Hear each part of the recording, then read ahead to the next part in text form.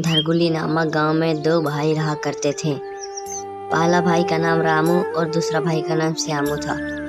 रामू बहुत गरीब और ईमानदार व्यक्ति था, लेकिन श्यामू अमीर और लालची व्यक्ति था। रामू हर रोज सुबह सुबह जंगल जाता और लकड़ी काट कर लाता और बाजार बेचने जाता। उसी से उसका घर चलता था। रामू हर रोज की तरह एक दिन जंगल जाता लकड़ी काटने।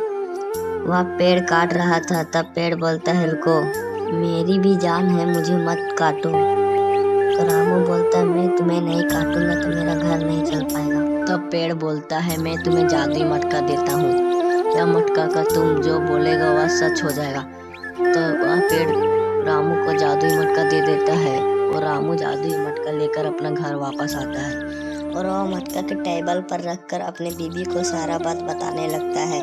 लेकिन बीबी यह बात मानती नहीं और मटके के पास आकर बोलती है, ये जादुई मटका मुझे ढेर सारे पैसे दे दो।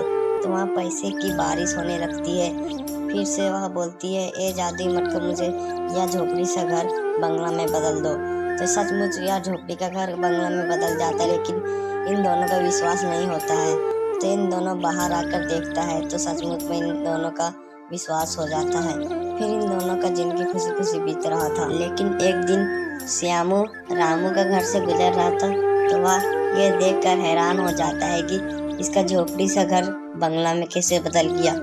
वह सोचने लगता है, फिर वापस अपने घर आता है और अपने बीबी को सारा बात बताता है। उसका बीबी बोलता है, इसका तो कोई राज है। तो श्यामू बोलता है, हाँ। फिर वह एक दिन चुपके से उसका खिड़की में झांक कर देख रहा था। उन दोनों जादुई मटका से बोलता है, हे जादुई मटका मुझे ढेर सारे पैसे दे दो। फिर वहाँ ढेर सारे पैसे की बारिश होने लगता है। ये सब देखकर श्यामू चौंक जाता है और फिर अपने घर चले जाता है। एक दिन वह दोनों सो रहे थे, तब श्यामू चुपके से उसके घर में चले जाता है और वह मटका चुरा लेता है और अपने घर ले आता है। अपने घर लाने के बाद वह बोलता है, ये जादुई मटका मुझे ढेर सारे पैसे और गाड़ी दे दो। वहाँ पैसे और गाड़ी के बदले उसका बंगला झोपड़ी में बदल जाता है।